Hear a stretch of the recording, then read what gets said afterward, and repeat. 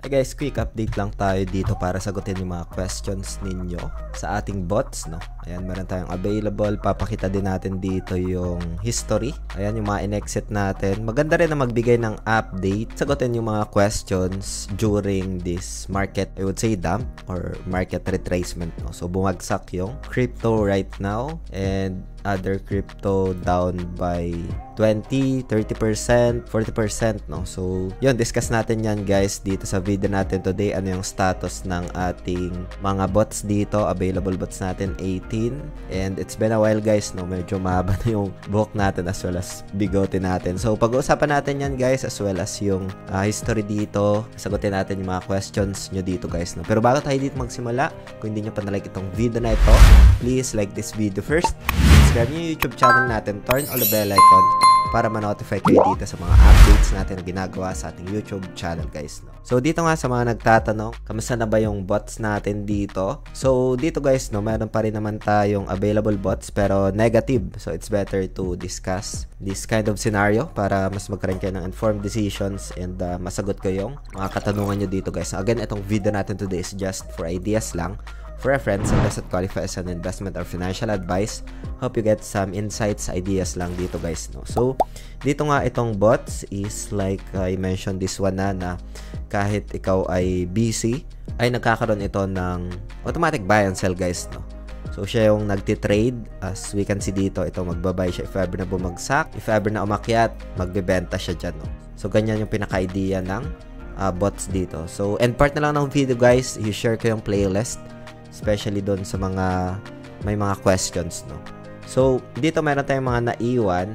So, W profits tayo, pero meron tayong negative, itong si Pool, previously Matic.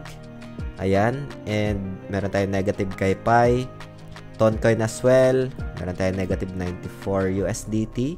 Kanina around 130 na itong negative, pero nagkaroon ata ng pag-angat ng presyo. Ayan, so down yan kanina since crypto right now is on its retracement, no? So ngayon ang sisilipin natin ay yung history, no? So dito may mga in-exit ako na trades, meron tayong negative guys, ayan, and as well as ito, no? So 381 USDT, medyo malaki-laki yan. We exit Bayo na, ayan. So dito guys, ang idea paano i-exit sa mga nagtatanong, like for example tong kay Bayo guys, no? So, silipin natin yung presyo dito ni Bayo. So, for example, Bayo. And then, check natin yung structure niya. So, kay Bayo guys, ideal dito na i-exit is resistance, no, within this zone. Yan. So, dating pinapagpag ng price action, high probability na pagtamaan niya ulit is pwede niyang ma-reject, no? Or pwedeng ma-reject yung price action tapos bumagsak ulit. So, that's why I exit my Bayo dito sa zone na ito. And then, bumagsak siya ulit. So, maybe I'll add some setups dito dahil nag-double bottom na naman siya. As per checking, tumama siya dito. And then, this one, kaya nag-bounce din yung price action.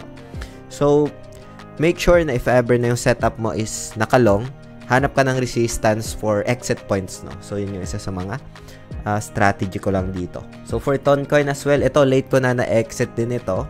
Ayan. Dahil itong si Ton ay, sa tingin ko, babagsak pa siya.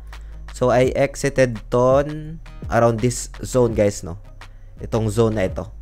Nakapag-exit ako dito sa area na ito kasi tingin ko baka mag-run pa siya ng divergence and mas bumagsak pa siya. So, it was happen. Hanap pa tayo dito ng iba. Like, for example, kay Sol naman. So, si Sol, so, itong Solana, I exited Sol, if I'm not mistaken, within this area ko na na-exit, no? So, for a potential continuation sa downside. Pero right now, ang price action niya nagkakaroon ng pullback, no? So, after hitting this potential support area. So, next one, meron tayo ditong malaki-laki itong Sahara naman. And then, XRP, no? So, for Sahara, since umangat itong price action sa all-time high lang din yung aking exit points dito for Sahara, no? Itong zone na ito. Dito na ako nakapag-exit since all-time high resistance yan. So, I decided to exit na sa zone na yan. So, next one, for Dodge naman, since yung memes sector is sobrang lakas ng mga nakaraang araw, itong si Dodge is isa sa mga bots ko rin, no?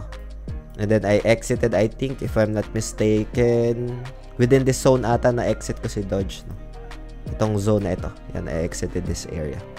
And we have profits dito. So, more or less, around if I'm not mistaken, 600 to 800 USDT yung naging profits natin in total. Kasama ito, more or less, 1,600 USDT. Gamit lamang dito bots. Ayan, nasa history tayo guys. Ayan.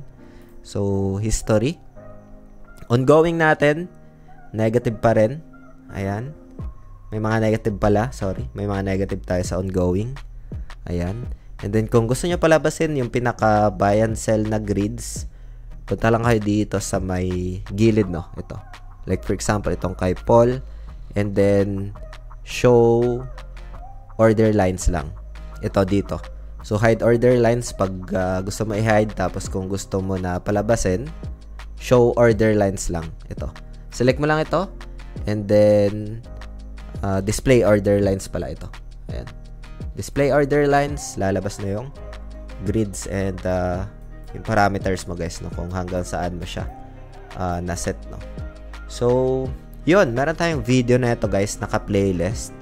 I just give some updates lang naman dito. Lalay ko na lang dito guys sa screen. Pwede nyo panoorin for ideas sa mga nagtatanong. And see you sa video na yan guys. So, maraming salamat ulit sa panunood. Ingat tayong lahat. Peace out. Bye for now.